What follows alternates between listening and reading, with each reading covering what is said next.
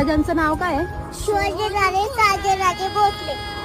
महाराजांचा जन्म कधी झाला?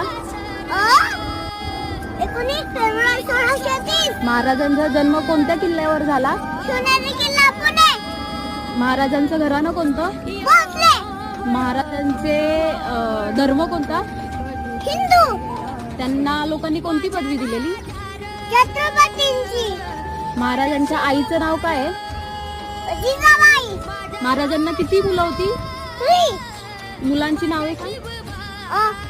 संभाजी, राजाराम, रानबाई. महाराजांचा मृत्यू कधी झाला? 1980.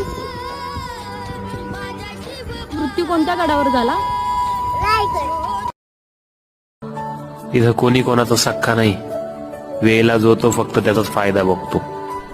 कितीही प्रयत्न करा सगळ्यांसोबत चांगला राहून